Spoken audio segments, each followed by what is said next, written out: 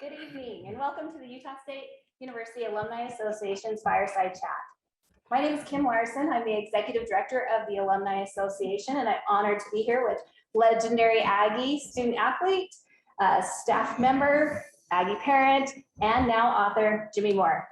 We'd like to welcome our audience on Zoom. We're excited to have alumni from over a dozen different states and from Canada joining us tonight. A few notes for tonight. Please use the chat feature if you have a question for Jimmy, and we'll try to get to as many of those as possible. Also, all of those who registered will receive a book plate. I have one right here that Jimmy will sign and will send to you. You can put it in your copy of his book, Basketball and Some of Life's Technical Fouls. If you don't have a copy already, our moderators will put a link in the chat of how you can get that book. Also, please follow the Alumni Association on social media at Utah State Alumni. That's how you can stay current on our upcoming events and programs. And tonight, to introduce Jimmy, I'm pleased to introduce another Aggie basketball legend and Jimmy's son, Jalen Moore.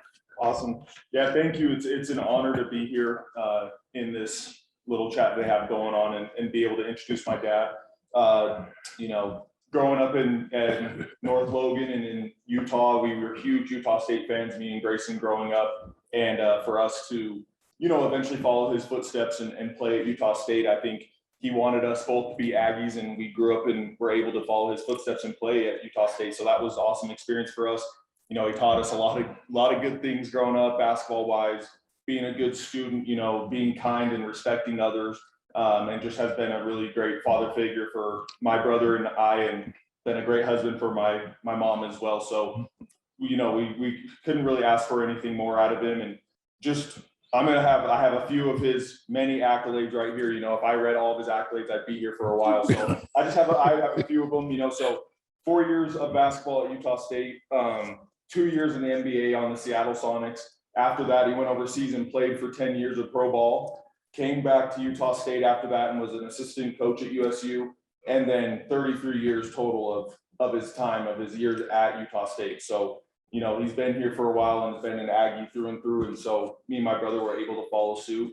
And like we said, from me and my family, we hope that most of you guys out there that are listening go and have a chance to purchase his book and read it over and get to know a little bit more about him and his life and how he grew up. And with that being said, I'll turn the time back over to Kim and my dad, Jimmy. So thank you guys. Thanks so much, Jalen.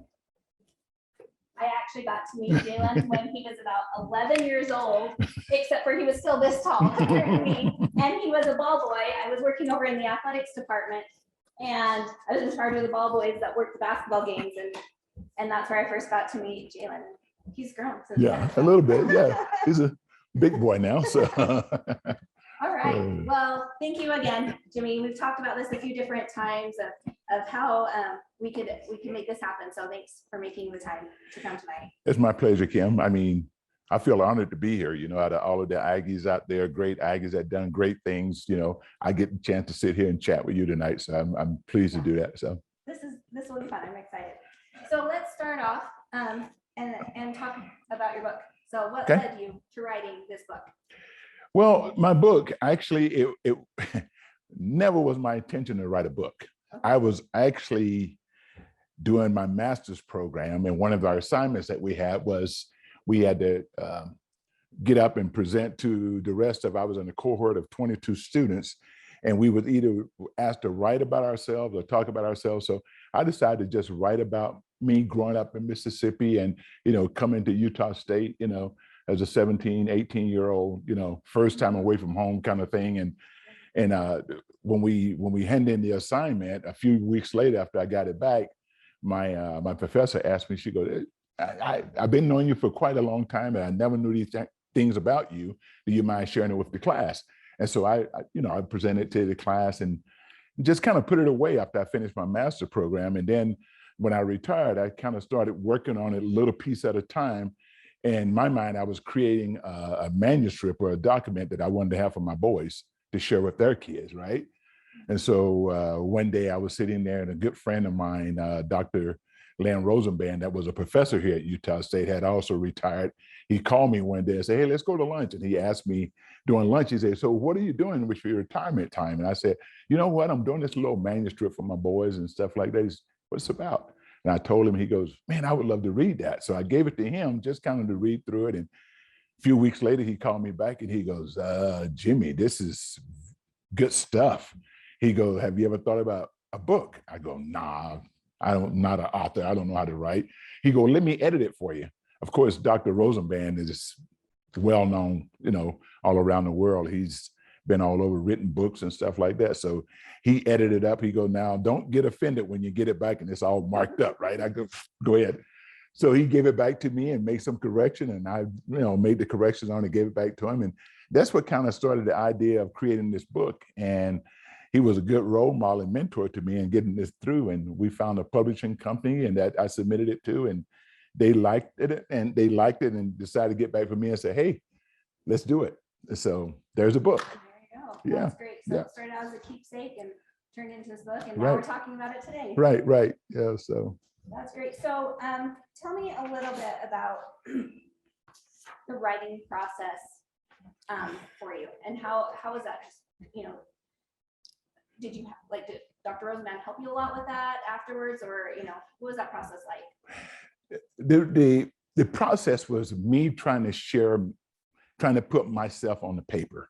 Is what I was trying to do.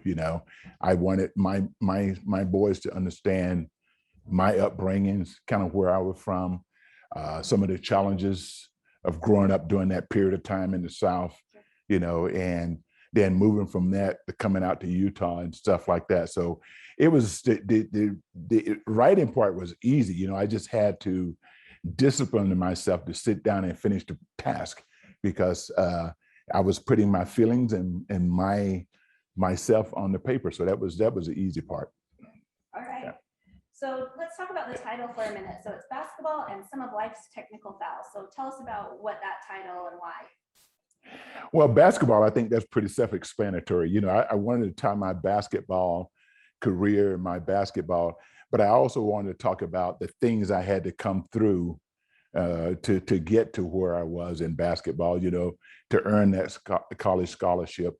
And that's the technical fouls part of it. It's all of the things that we had to deal with during as youth coming up in Mississippi during segregation back in the 60s, early 70s and stuff like that. I wanted to kind of bring that out and look at some of the challenges that we had as we in the South at the time, the colored school versus the white schools, and the have and the have not, so to speak. And so I wanted to try to tie that into and share that part of my life with the readers, as well as my basketball experiences. Well, and there's some remarkable stories in there, and I don't want to spoil too much of the book, but let's talk about a few of them. Okay. So one story that stood out to me actually was about, and I want to call it perseverance. So you wanted to be able to dunk a basketball, and you didn't know how, right? At first, Right, and you right. And tell us about that process of how you were able to finally dunk a basketball. Well, yeah, it was weird because my basketball career actually started when I wasn't ready for it to start. I really love music, and I was in the band and things like that. And so my goal was I was going to be in the band. I had played football up until my freshman year, and then I kind of gave that up and got in the band and starting to learn music and that kind of stuff. And so my high school coach, I had two brothers that had played on the high school team, before me. And so one day I was in the band hall and practicing. I was walking to the restroom, and the coach saw me. He said, "So when are you coming out for basketball?" And I said, I was in the 8th grade at this time. And I said, I'm coming out when I become a sophomore. And he goes, "Why are you waiting so long?" I said, "Man, I'm into music right now." I said, "I love music. This is what I want to do right now." And he said, "Let me see your hands." And so I showed him my hand, and he go, "Oh my God, look how big his hands are." The kid got the huge hands. He goes, "You're going to be at practice this afternoon." And I was like, okay. I had no intent of being on practice, right? Because I was going home. And so, but at the same time, I was afraid of the coach because this guy was like 6'7", probably about 280 pounds, just but a gentle giant, right? And so he convinced me to come to practice that afternoon. I got to practice and I was standing on the sideline. I'm thinking, I'm in the eighth grade. Now, mind you, I'm talking about the varsity team, not the freshman, sophomore, JV. I'm talking about the varsity team. So I'm standing on the sideline watching these guys practice. And I had a brother on the team that was a couple of years older than me. And these guys were just, they were dunking at basketball any kind of way you want to. Now, this is when we were going to the all-black school, right? And so just had a great team. And so I'm standing there. And so coach came out and he said, so what are you doing? I said, I'm watching practice. Like you asked me to be at practice. I'm standing on the sideline. He goes, no, you're not. You're going to play.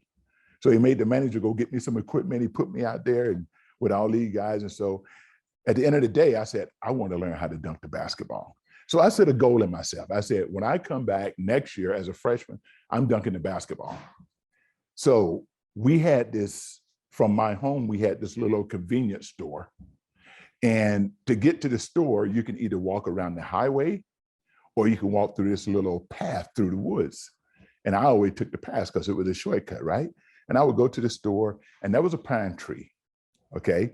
And on this pine tree had the branches and pine cones and stuff like that. And one day I would walk into the store and I looked up at the pine tree and I saw a branch up there and I go, that gotta be about 11 or 12 feet. And my goal is I'm gonna touch that pine cone on that branch. That's my goal. And every day I went to the store, I would get me a running start and I would try to touch it. And I would never get it, you know? And this went on for probably a month and a half. And I was go to the store, do what I need to do, come back, put my shopping bag down, take that run and try to hit the cone, just could never get it. So one day I was going to the store and I go, there's that tree again. I took off, jumped up, hit the pine cone, came down with it in my hand. And I go, wow. It was amazing. So that was the summer between my eighth grade year and my freshman year. So of course, when I got back, now I got to learn how to hold a basketball in my hand too, right? So all of the guys, they could see that I could jump. I had improved my vertical. They were like, hey, if you can't dunk it one hand, do it with two hands, you know? So I'm like, really? And so I told this story to my boys. It's the thing that you want in life, you have to fight for and you never give up, right? And so, and that was a lesson for me that if you want it bad enough, if you set your sight on something bad enough, not only can you achieve it, you can also exceed your expectation. Right. All right. So kind of talking about some life lessons, let's talk about, there's a chapter called Mother Knows Best. Mm-hmm. And so you're a teenager and you want to earn some extra money. You see these kids earning some extra money, but mom's not letting you go. So do you want to tell us about that story and kind of what life lesson you learned from that? That was quite a lesson because now I'm playing basketball. And back then in the day, if you didn't wear Chuck Taylor All-Star, Converse Chuck Taylor All-Stars, you wasn't a real player, you know? And so my goal was I had to figure out how to earn some money so I could buy some Chuck Taylor All-Star sneakers. And so every summer, the farmers would come around and they all had pickup trucks. They had trucks and they would stop by houses. Hey, you want to go to work? You know, and yeah, we're going to be picking beans today, or we picking cotton, whatever, it was in season, and kid would run and jump on the back of the truck. This particular time, the farmer came by and he was looking for kids to go pick cotton, and all of my friends that we played with, man, they would run and jump on the truck. And we always had to ask mom, can we go? And we'd run it, mom, can we go? Can we go? She'd go, nope. And this went on, a couple of weeks, and she would never let us go pick cotton, and I could never understand why. They always were big on us working and earning our way and stuff like that. But this was one job she would never let me experience, was to pick cotton. And sure enough, Saturday, here come the farmer again, looking for kids to go pick cotton. And I ran in, I was like, come on, mom, can I go? Can I go? She goes, yeah, go, you can go. And I'm like, yes, ran and jumped on the back of the truck with my friends. We get out to the cotton field, right? And we get out there, and as far as you could see was just rows and rows of cotton, right? And we had this old gentleman, African-American gentleman at that time. He had to be probably in his late 80s, well known in the community. Everybody knew this guy. He was a worker, right? So he's in the truck. We on the back of the truck. We get out. Farmers give us our burlap sack to put the cotton in, and he said, "Okay, see you guys at lunch." So he takes off. Mr. Weaver was a gentleman name, all right? He looked at us and he goes, "Okay, boys, let's go to work." And Mr. Weaver, as I said, was probably about 89 years old, probably about 5'6", just a short man, and he took off. We never saw that guy again.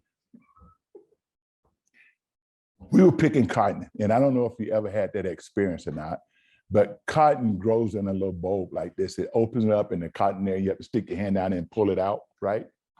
And if you don't do it right, you just cut your cuticles and, and that. So anyway, lunchtime come, and I was probably about 100 yards down my row. Mr. Weaver, we haven't seen this guy since we started, right? He comes, so you fill your sacks and you just leave your sacks laying in the row. And he come out and we sitting up under the shade tree for lunch, and we eating bologna sandwiches and honey buns, and we all sitting around kids, and we're talking about how our backs hurting, we got pain in the back, hands are bleeding. And Mr. Weaver sitting over there under the tree, just as calm, just laid back, He's just listening to us. And he says, "Boys, that's why you guys need to get an education." Now, I don't know how many kids that registered with right there, but for me, I still remember that story. I still remember that. He goes, "That's why you guys need an education." And from that day on, that was my goal, to go to college, get an education and stuff like that. So when I got back home, we was out there all day in this field. And I got back home and my mom said, "So what do you think about it?" I said, "Look at my hands." She goes, "That's why I didn't want you to have that experience. I wanted something better for you. I want something better for my kids, but I needed you to experience that as well." And so that was my lesson, that go out there and try to earn the money. But, so I could see, wow, because that's the way my mom and dad grew up. Neither one of my parents graduated high school, and they was always workers and stuff like that. And so I think they wanted something better for us. But at the same time, it was one of those moments when she wanted me to have that experience too. So what an incredible lesson. And you're the 10th of 12 children, right? 10 of 12, yes. So, there's a lot of kids. Oh, yeah. Oh, yeah. Yeah. What an incredible lesson. Yeah. So let's talk about those Chuck Taylors. So you made enough money to get them. Made enough money to get those Chuck Taylor, but I got to tell you a story about those Chuck Taylors. I never got a chance to play at them, which was disappointing to me because I got the Chuck Taylors. I practiced at them one time. And that weekend we had a basketball tournament on our home court. And we shared a locker room with other teams, right? And so I got my Chuck Taylors and practiced in them that Thursday. We had the tournament Friday and Saturday, and I left them in my locker. Well, our lockers didn't have doors on them. They just had like a cubicle that you just put your equipment in, right? So I left mine there. I didn't know. I was a freshman. None of the upperclassmen told me that you don't leave your Chuck Taylors behind. You take those with you, right? I left mine there. So the team that played before us came in and dressed. So when we got in and dressed for our game, we go in to get ready. I'm sitting there, I get my uniform on, and I reach up to get my Chuck Taylors, and they're gone. And I'm thinking that, okay, these guys are playing a joke on me. The older guys, right? They're playing a joke on me. And so I'm sitting there, and I got my socks on and everything, my uniforms, no shoes. And the coach comes in. So he come in to do a pregame speech, and I'm saying, okay, this is serious now. We get ready to go on the court, and I still don't have my shoes on, right? And I'm kind of looking around at the rest of my teammates, and they're just sitting over there, and I'm thinking, these guys, surely they're going to give me my shoes, right? So anyway, make a long story short, I didn't get this Chuck Taylor. So we get ready to go out on the court, and I don't have shoes. And I said, come on, guys, let me have my shoe. They go, we don't have your shoes. We don't have your shoes. So anyway, finally get an old pair of sneakers. Somebody let me wear, and I went out and we played the game. So that afternoon, we come back, we get ready to play games in the evening, and I see this guy walking around in a brand new Chuck Taylors. Now, here's the thing about it is, back then in the day, you had to put your numbers on your shoes or write something on your shoes so you can identify them, right? I had nothing on mine, but I love those shoes so much. I knew those were my shoes that this guy had, but I couldn't prove it. And I'm a freshman, and this guy was pretty big, and I wasn't going to go up and challenge him to get my shoes back. But I lost my Chuck Taylors, and that was the first pair of shoes I ever bought that I never got a chance to wear. So, yeah. But you got some later on. I got some later on. Okay. Yeah. Okay. So, yeah. So let's talk a little bit about basketball and your team when you guys integrated. So I think it was like summer of 1969 that you integrated the schools. So right. Your school was actually, you had to go past the all-white school from what I understand to your school. So, I mean, miles away or whatever. Right. So tell me what it was like with your team when you're integrated that season. That was quite the experience. As you said, I lived probably 200 yards from what it was called Leaksfield High School, with a white school for the white kids, right? Our school was Greene County High School, all right? So we had to get on the bus right in front of my house and drive like 10 miles to my school across town, right? So anyway, when we integrated, it was easy for me. I just walked to school right down the street. And, there was a lot of things going on, not only in my community, but in other communities, especially schools up north around Jackson and Hattiesburg and the larger cities. There was riots, there was fights, it was just, it was some of the stuff that you see on TV, that's what we were dealing with. My community was so small. The weird thing about it was so small, everyone knew everybody. We knew everyone. I knew all the kids that played sports that was my age, but were white, that went to the white school, and vice versa. So when we integrated, we had a couple of skirmishes at school. There was a couple of run-ins with some of the students, but it wasn't nearly as bad as some of the places in the larger cities and around and stuff like that. But it was one of those situations where, man, it was different. It was different in the classes that they offered versus what we had. It was different in the buses we got to ride on versus the buses. I mean, the buses that picked us up, actually, the windows wouldn't let up, so you would be freezing sometime trying to get to school because you couldn't raise the windows, or it was.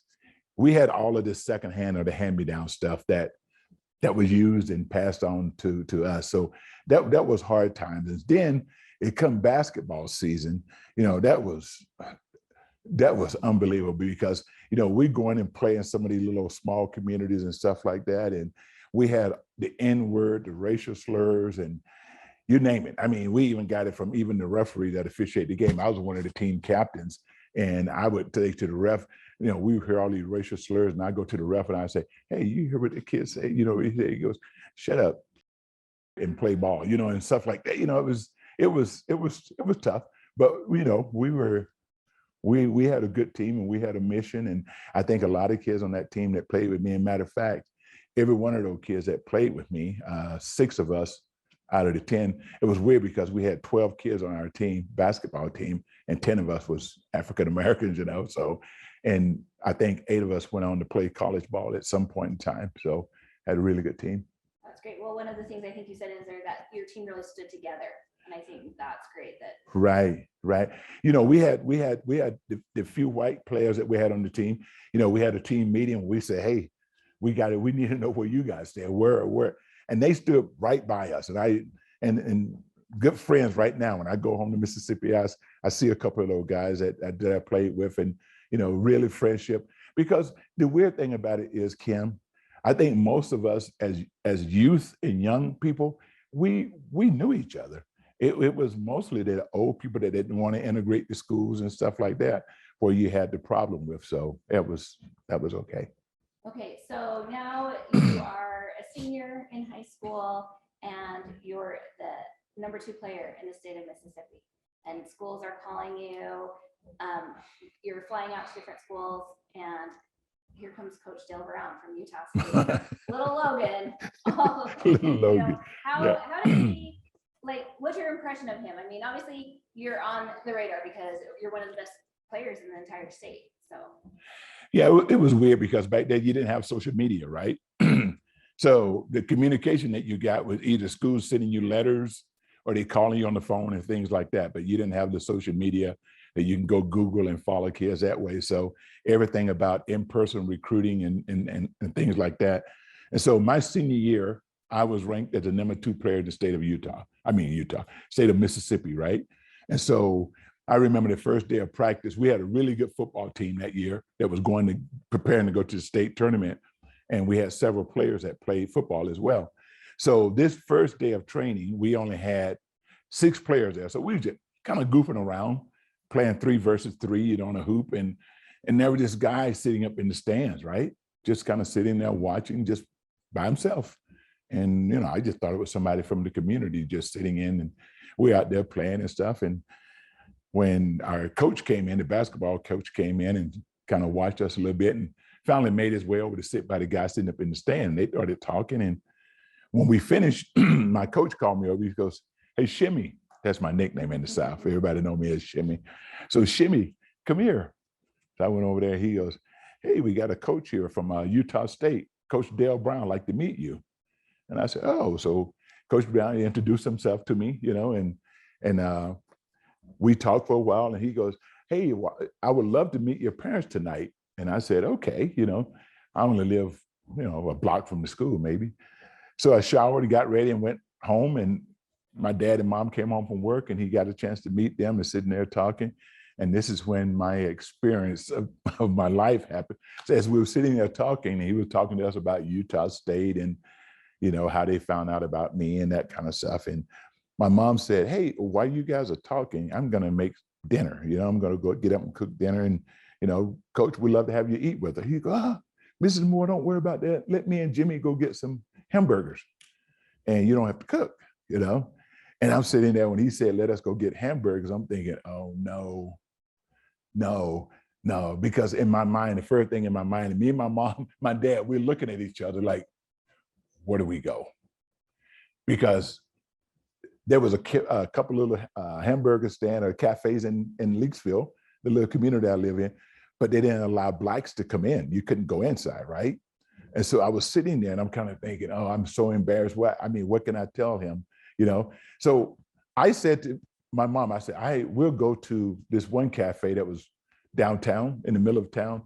And we couldn't go sit at the bar or the counter and order, but I could go in the back room. They had a little supply room in the back, so I figured, oh, we can go in the back, we can order and they can make our hamburgers and fries and give it to us when we leave, right? But right across the street from my high school, right directly across the street from my high school, was a cafe where all of the players and all of the kids hung out, right? Had arcade games and stuff like that. But we as Blacks wasn't allowed to go there. We could go there, but we couldn't go in, right? So anyway, so as we get in the car, and I'm thinking in my mind, I'm gonna take him down in town and take him in the back of this little cafe and get some hamburgers. At that time, we come to the stop sign and he looks to the right and sees this little cafe and he turned to go in the parking lot. And I'm like, oh no, I'm sitting in the passenger seat. We pull up in front of the Kate's Kitchen. I would never forget that. Kate's Kitchen. We pull up in front of the place and Coach Brown get out and walk. He's at the door and he looked back and I'm sitting in the passenger seat. And he says to me, he said, "Let's go." And I sit in there and I say, "Coach, come here." So he walked back over to them and he go, "What's wrong? What's wrong?" I said, "I can't go in there." He go, "What do you mean you can't go in there?" I said, "They don't serve Blacks in there. We can't go in there." He go, "What do you mean? It's right across the street from your school. You talking about you can't go in there?" I said, "No." He go, "What if you want a hamburger? You walking home from school? What do you?" I say, "See that little window right there?" He go, "Yeah." I say, "It slides up and down. If we want a hamburger, we go and order through the window and they make it and give it to us through the window, but we can't go inside." And he says, "That's BS. We going in today, And I'm sitting there like, oh no, what, So we go in the cafe and we walk in and the lady that owns the place is sitting there and she's flipping burgers, but she has her back to the door, right? And we walk in and the bell goes, ding-a-ling. We walk in, Coach, and she turned around, she goes, "Just a minute." And she turned around, she goes, "Hi, can I help?" And she just stopped. She looked at Coach Brown. She goes, "Can I help you?"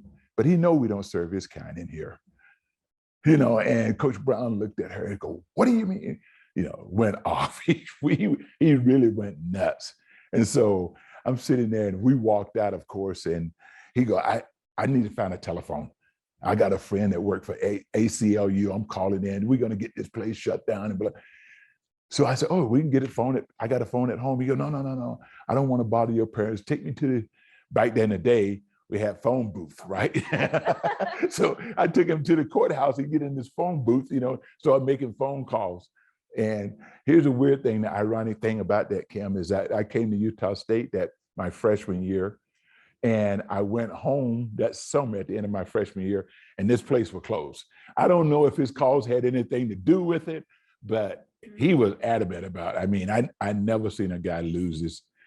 He went off, so. Well, and I know that in your story, you say that, that was a point for your parents, that they felt like they could trust him, right? He was going to stand up for you, and, right. And he had your best interest. Right.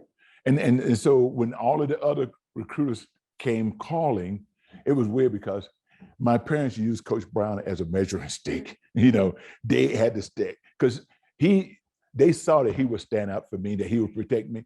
And I'm 17 years old. I've never been away from home. And I'm coming over 2,500 miles away from home. My parents had to make sure that there was somebody there that could look after me and take care, that they could trust with me. And I think they found that in Coach Brown. So. Well, tell us about your recruiting visit to Logan. So your first time you come to Logan, and you're here on campus. A lot of your other recruiting visits, you're off there, you're seeing their gyms, they're trying to, wow you. But tell us about how Utah State was a little bit different. Utah State was different in that, you can get 5 official visits. And I narrowed my 5 down. I went to the University of Maryland. I went to Nebraska. I went to Tyler Junior College in Tyler, Texas. And then I came to Utah State with my 4th visit. My 5th visit was going to be New Mexico State, right? Because, and the reason why I chose New Mexico State, because during this whole recruiting period from my junior year up to my senior year, it was almost like there was a race between Coach Brown and Coach Rob Evans, who was at New Mexico State. Coach Evans was an African-American coach from New Mexico State. And these guys would end up, sometime I'd come home from school and there'd be 2 cars sitting at my house. And I'm like, who cars are those? And Coach Brown would get out and then Coach Evans would get out. And I'm like, so those 2 schools were definitely in my decision-making. So I went to the University of Maryland, and the coach there, they picked me up at the airport and they took me straight to the arena. And, they had an incredible promotion piece of how I could fit in with their program, and my name's up in lights. I'm 17-year-old, and they did a good job that way of recruiting me and that kind of stuff. And they talked about how good they could be if I came and played there, and and that kind of stuff. Same thing happened at Nebraska, and pretty much the same thing at Tyler. I came to Utah State. They picked me up in Salt Lake. We drove up to Logan, and I got to Logan. They took me straight to the Bar Motel. It's where I stayed, at the Bar Motel. And so I stayed. I took a little nap. They picked me up, and they brought me up to campus. I met with Dr. Elvin Drake, who actually became my academic advisor. I met with Dr. Dan Jones, exactly. Dr. Dan Jones. He was in political science professor, because I thought I wanted to go into political science. And so these are 2 guys I sit down and spend hours talking with them about career path and stuff like that. And I was on campus almost 48 hours before I went to the Spectrum. Wow. And so that evening when I went back to the hotel room, I'm laying in the bed, I'm just laying there thinking about the day, and I'm thinking that was kind of weird. I mean, all the other schools picked me up and they took me right to basketball. And these guys, I just barely got a chance to go to the Spectrum. The Spectrum was fairly new. I think it was 2 years old, And I said, so these guys really, really are interested in me more than just a basketball player. I was a good student in high school. I was our senior class vice president. I was a good student. And they're the only one of the schools that I visit that really talked to me about academics. And the weird thing about that is after every one of my visits, I would go back home and my dad would always ask me, so how was your visit? And I would say, yeah, it was good. It was fun. I had a good time. And I got back from Logan. My dad said, how was the visit? And I said, that's why I'm going to school. My dad goes, Okay. really? I go, yeah. He goes, okay, where's Logan? You know, so we had to educate him on where Logan was and stuff like that. And so, you know, then I sit there and I talk to my dad. And I did the same thing with my boys. I said, my dad asked, so when I got time to make that decision, I said, because Mississippi State, University of Mississippi, Southern Miss, all these schools are all on me. Southern Miss, I had an opportunity to go there to play basketball and baseball. Oh. You know, I played baseball for a while. I was a good baseball player too. And so, but I said to my dad, I said, Dad, I said, where do you guys want me to go? Where would you like to see me go? And because my dad and my mom, they never missed a high school game. You know, my dad would work 2 jobs. He'd get home and take a quick bath and they're in the car, you know, they drive to my games and stuff. And so I wanted to kind of be in a situation if they wanted to see me play in college that they could. And I said to my dad, I said, what do you want? And I was kind of hoping he said, why don't you go to Southern Mississippi or Mississippi State, you know? And he goes, no. He goes, no, that's your decision. He goes, that's your decision. You decide, whatever you decide, that's what we're going to support. He goes, because I want you to understand something. He goes, those are going to be 4 of the most crucial years of your life. And that's the time when you really become a man. And I want you to make sure that you made the right decision. It's your decision, and we'll support that. So I decided to come to Utah State. All right. Well, and there's some things there that the recruiting and things like that, that later in life, I mean, at Utah State, you had a career in recruiting students, but I want to go quickly to your freshman year. So you're a freshman, it's freshman quarters, we're on the quarter system, right? And you're in Dan Jones's class. Tragedy befalls your family. You lose a brother in a tragic accident, right? You're trying to get back home. So tell us about that story. Yeah, that was a tough time. It was my freshman year at Utah State. I had been here a couple of months, I guess. And I had my older brother, he was a school teacher. And that weekend he had a car accident. And, you know, they took him to the emergency. He eventually died, right? So I get this dreaded phone call, you know, from home. And, you know, so I'm in this political science class. And Kim, the amazing thing about this class, I'll never forget this because we had 350 students in this class. And the reason why I remember that number is because that class was bigger than my high school graduation class, right? And so I remember 350 students. And it was Dr. Dan Jones political science class. And so when I got the call from my parents, you know, I went to class one day and I got a chance to tell Dr. Jones, I said, you know, maybe at some point I might have to miss some classes because my brother passed away. And I said, I'm trying to figure out with my parents how I'm going to get home because my parents didn't have the money. We were trying to figure out how to get enough money to get me back home for the funeral and stuff like that. And so I remember I missed a class period out of that class. And that was a 5-hour class every day of the week. I missed 2 days that week.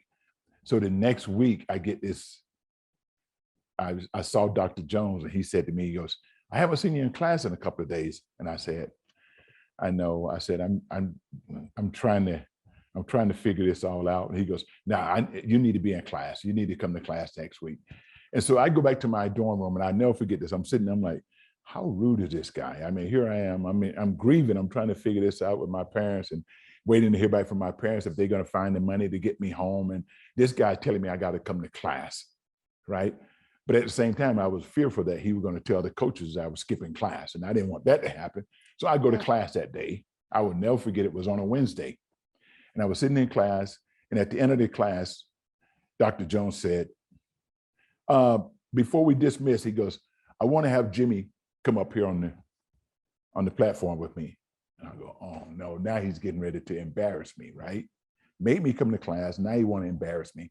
So I walk up on the platform with Dr. Jones, and he had one of the students come up there, and unbeknown to me, that class of 350 students has raised enough money to buy me an airline ticket to go home. Wow. You know, and so that was, to me, was made me feel something special for Utah State, something that to this day I never lost, you know. And so that was a moment for me, and Dr. Jones and that class will always be in my memory for that. So. Well, and that's something in the Alumni Association, we like to use the term Aggie family, right? We're a family and looking out for each other. And I loved reading that story. Right. Because they didn't really know you. They didn't know me. They didn't right? know me. It wasn't like I was a stud basketball player in their mind, because I had just gotten here, you know, just arrived a few months before. So we had, the basketball season hadn't started at that point in time. I was just a student, right? And stuff. So, but yeah, that was a very special moment in my life, my experience at Utah State. Let's fast forward a little bit through your basketball days here at Utah State. And you've graduated and it's draft day. And it's a little bit different than now because there was the ABA and the NBA, right? So tell me where you were on draft day and what you were doing. Well, it was, I tell this story, but my senior year, I was drafted in both leagues. They had the NBA, which is the National Basketball Association, and the ABA, the American Basketball Association, right? And so the ABA held their draft like 3 or 4 weeks before the NBA. So I was actually drafted in the ABA by the Denver Nuggets. And on draft night, they traded my draft rights from the Nuggets to the Salt Lake Stars at that time, right? So 3 weeks later, I get drafted by the Seattle Sonics. But here's the ironic thing about that. My thing when I came to Utah State University, I love basketball, man. I played it, but I wasn't one of those guys that if I didn't make it to the NBA, my life would be a failure. You know, I came here, I earned my degree in 4 years, you know, and my goal was I wanted to graduate and I wanted to go back to Mississippi, get me a teaching, coaching job, you know, and try to help some other kids. So every year at the end of the season, I would always go over to the PE building and I would sign up for an intramural softball team. And so on draft day, I was out playing softball on the quad, right? And so I'm out there, and then all of a sudden this kid, one of the team managers, come running over there and found me and say, "Hey, Coach Z, you need to come to the office. He need you in the office right away." And I go, "For what?" He goes, "I don't know, you just got to go." I said, "Okay." So I took my glove and ran over to the coach's office at that time, and I'm sitting there, and he had one of the coaches from the Denver Nuggets on the phone, and we talked about that, and they told me how they were going to trade my rights to the Utah Stars, and you know, and that kind of stuff. And I'm kind of like, whoa, well, I'm excited, right? I'm excited, but it wasn't something like I was kind of waiting to happen and stuff like that. And so, and I ended up going to rookie camp with the Utah Stars. That's when they had Ron Boone and Moses Malone was on that team. And I went with them we was in Puerto Rico for rookie camp for a couple of weeks. And then I came back and got a chance to go up to Seattle to that rookie camp and made the team up there. And I had to make a decision. Do I try to wait and see if I'm going to make the team with the Jazz because they haven't made a decision on me? Or do I take the offer and go to Seattle? So I wanted to stay in Utah because I wanted to play for the Utah Jazz, but I had a chance to go play up in Seattle with the legendary Bill Russell was a coach then. So that was quite the honor. So yeah. That's great. Okay, so you have about just under a couple years, right, in the pros here in the States, and you're released from the team, headed back home to Mississippi from Seattle by way of Logan, and that changes your life. So tell us about that. Total life change. When I got released from the team in Seattle, you know, I had purchased myself a car, had bought a car, so I was driving back to Mississippi, and I thought, well, I'll stop in Utah and maybe see Coach Tuller and some of the other basketball coaches at the time, pretty much for the last time, because I'm going back to Mississippi. I'm going to kind of place my roots there and get me a teaching, coaching job, and probably, you know. And so I came back and got to talking to Coach Tuller. And he said, so I said, he said, well, so what's your plan? I said, well, I'm going back home to Mississippi and I'm going to get me a teaching job and a coaching job and, you know, just start a career there. He goes, you ever thought about playing ball overseas in Europe? And I go, nope, never have. He goes, would you be interested in that? I go, yeah, because I want to still play, but I don't have any connection or contact over there. He goes, let me work on a few things. Give me a couple of days. Can you stay around for that? I said, yeah, I'm not in a hurry to get back home. So anyway, long story short, he found a team in Holland that were looking for an American player at that time. And so I went in 2 days later, I stopped by his office. We were talking. He go, I got a team for you. I go, really? He goes, yeah. I said, where? He said, in Holland. I said, where's that? He go, it's in Europe. It's in Europe. Right? And I said, okay. He go, but here's the deal. I said, well, he goes, you got to be in New York tonight. And I go, what? He goes, yeah, you need to be in New York tonight because you're flying out of New York tomorrow morning to Holland. And I got my car here. So I had to call home and make arrangement for my brother and my brother-in-law to fly out here to pick up my car and drive it back. And I'm on the plane that night going to New York. And I get to New York, and this guy who's going to be my agent, name was Richard Kaner. I didn't know what he looked like. I don't know if he know what I look like. But when I got to the airport in JFK, there was nobody there to meet me. And so it just got worse because I'm in the airport now. I've been there for like 3 or 4 hours and nobody. So I ended up staying the night in New York, get up the next morning, and I'm trying to find this guy's office. And that was a nightmare. I get to his office and, I don't have a passport. So he tell me, he said, you got to get a passport. I said, oh, okay. You need to go to the Rockefeller Center to pick up a passport. So I trying to walk to the Rockefeller Center, and it's about noontime.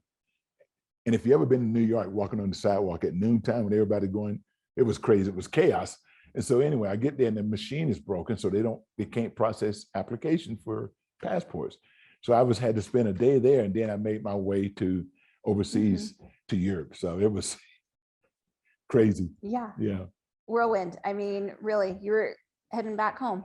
And you had to tell your folks, just kidding. Right. I'm not going home. I'm going to New York and then overseas. Right. So, and then you spend the next 10 years in Europe, and you make your way back to Utah State to coach. And like I said, I want to tell everything in your book. So we can fast forward through a bunch of that stuff, but tell me what it was like to come back to Utah State and to be able to coach for the team, for your alma mater.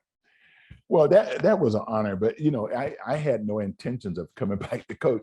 Things just was happening, and I came back. I was home that summer from Europe, and I had basically stopped playing myself, but I had signed a contract to go back and coach a professional ladies team in Europe. And so my goal was I was home for the summer like I always did, and spend some time with my parents. And I just happened to get a call from Coach Tula. We stayed in contact the whole time I was in Europe, right? And he invited me to come out and work his summer basketball camp, which I did, and we got to talking about my experience. And he goes, so how long are you planning to play? I said, well, I'm done. I'm not playing anymore. I'm going back to coach. And he goes, oh, I didn't know you wanted to get into coaching. I said, yeah. He said, well, I have an opportunity for you. Why don't you come back? He said, you don't have to decide. I'm just putting an offer out there for you. I'd love to bring you back as my graduate assistant, and you can help us with the team and see where it goes from there. And so I got back to him. He said, just think about it. So I got back and I got to thinking about it when I was back in Mississippi. And I'm like, how many former athletes get a chance to really move back to their, alma mater and have a chance to coach, So the decision at that point for me was easy to come back. And so I decided to come back out here, and I came back as a grad assistant and never really got a chance at that moment to work on my graduate degree because Coach Tula was making some coaches change, and he hired me full time. And so I stayed on the staff for 5 years, 1 year with him, and then 4 years after that with Con Smith. Oh, so right. yeah. Okay. That's great. And then you had a long career here at Utah State working in advising, and in admissions. That's where I first found you. Right. When you came to my high school to do recruiting and tell everyone about Utah State. And I met you and I was like, I want to go to Utah State. And and you've influenced so many different people's lives. And I look and I read through your stories, and I think that you've had so many great mentors throughout your life. And you are also a great mentor to a lot of people. So I wanted to talk a little bit about one of the experiences somebody wrote in, and I just want to share this because I think it's really fun. Okay. It's from Michelle. She lives in California, and she Mhm. said, Jimmy is the reason I went to Utah State. He came to my high school, so she had a similar experience as I did. Came to my high school and presented on Utah State. I knew it was where I wanted to be. He's one of my mentors and heroes. I'm so grateful for the years I had at Utah State and the things I was able to learn from him. So what do you think that made you such a good recruiter for Utah State? Was it your experience of how you were recruited to Utah State and what, you talked about like academics were important. Tell me about what made you successful. I think all of those, all of the above. I think that the mentors that I had, but I'd go back to that story that I told you about Dr. Dan Jones' class. Mhm. When I found out that there's really people that really care for me for who I was, wasn't because I was an athlete, and I had some great mentors while I was here at Utah State University. I had great experiences here at Utah State University. I remember when I applied for the job in the admissions office, I was trying to decide if I wanted to stay in the coaching because I had just had an interview at the University of Cal State Fullerton for an assistant coach job there. And at the same time, a few days later, I interviewed for that recruiting position in the admissions office. One of the things that I really liked about my experience coaching was the relationships that I built with the players and with the parents when I would go into homes and talk to them about why this kid should come play for me at Utah State, and so that experience was real. And so when I was going to the high schools, I remember when I was preparing to do this presentation to try to get the job, we had to do a presentation in front of a focus group, right? And so I remember I was at home and I was writing down all these notes about what I wanted to say and how I wanted to present it and all that kind of stuff. And then all of a sudden I just said, dang it, I'm just going to tell my experience. I'm going to share my experience with the students, right? And that's what I did. And so that was a part of me when I went to your high school and other high schools. And I would always tell students, I would always say to students, if you come to Utah State, you got somebody that can care for you. You can always trust me, right? And so those were some of the things that I instilled in students. And you sent me a picture one time when you guys was in California, and it was you and several of our multicultural students that were here at the time. You sent me and say, look who I found in California. And what did I say back to you guys? Those are my kids. Those are my kids. You guys was all my kids, right? And so, it was easy for me because I still am passionate about Utah State. It would always have a special place for me, and that kind of stuff. And so when I talk about Utah State, it's easy for me because I just share my feelings and my true passion. So. Well, and it's something I appreciate my position as the alumni director because I was headed to California and I, was talking to you and you said, hey, you should look up these people. Well, now I think I consider them friends. Right. We've made a few contacts. We were able to meet up at some of the football games this fall. And so I appreciate that because of your love, we all had this commonality that we knew Jimmy. And so it was great. So I definitely appreciate that your love for Utah State has shown through for all those years. Yeah, and I think I told you this story, and I share one more story with you, which was I was shopping one day. I was in the shopping center, and I was walking down an aisle, and on the opposite end of the aisle was a lady, and she had a daughter with her that was probably 10 years old. And so as I was walking down this aisle, this lady was looking at me, and so we just kind of passed each other and going on doing my shopping, and a few hours over, we run into each other again, and she's still just kind of looking at me and never said anything, but just kind of looking at me, right? And so I go on and I check out. And so when I go to the parking lot to my car, she's outside putting her groceries in the car.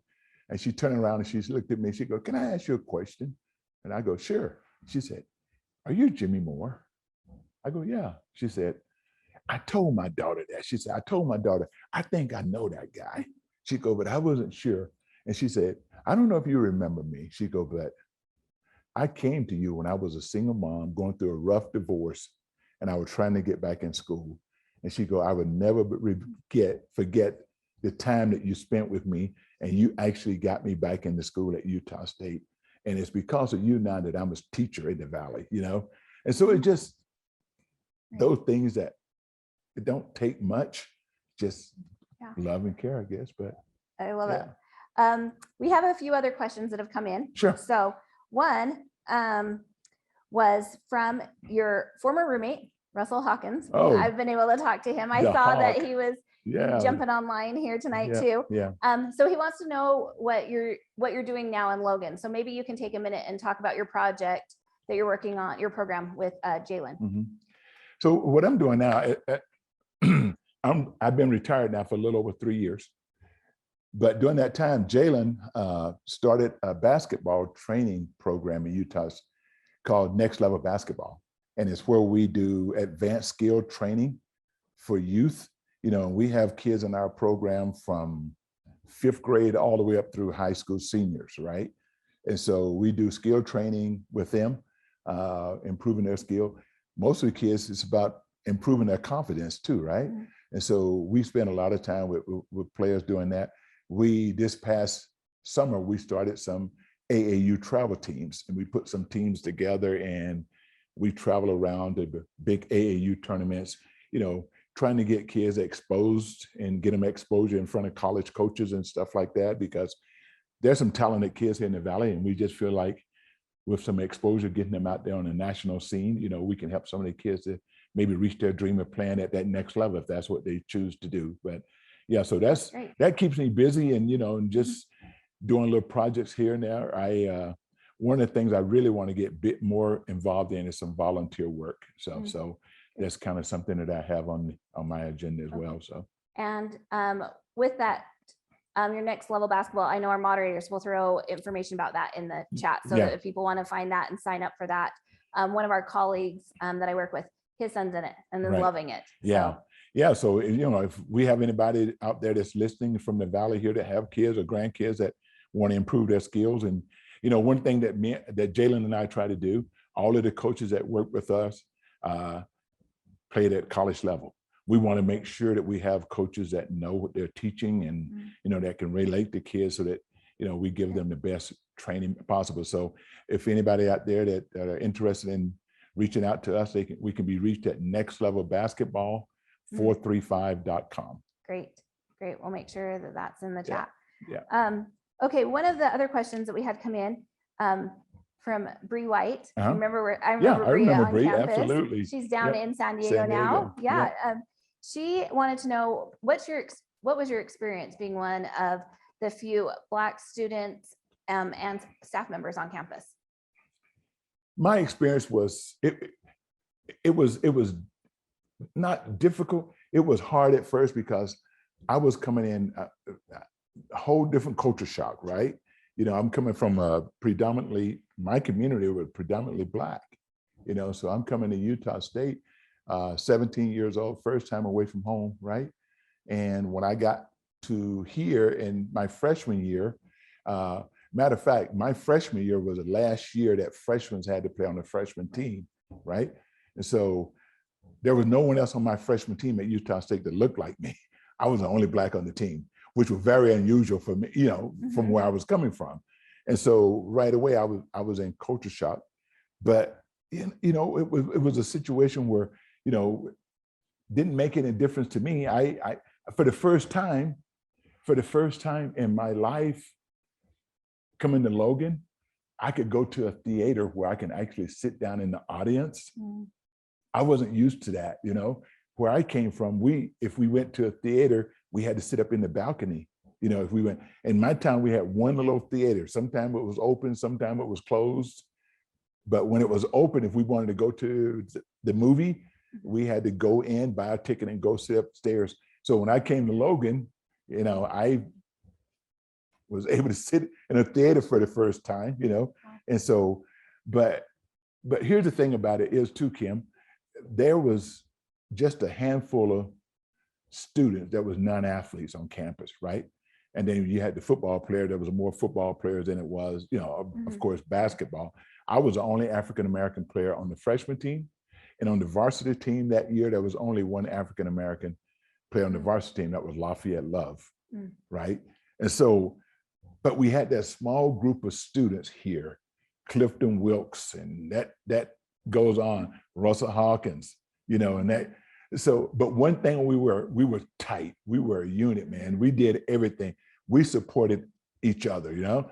I could be on the basketball court playing a game, and I look up there and I see my group up there, right? They didn't miss a game.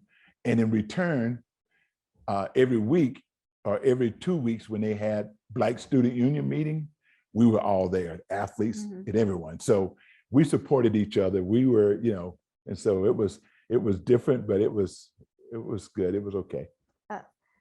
Sure, I'm sure it was really different. Right. And I think one of the other things that, well, I'm actually going to switch over here because we had another question come in.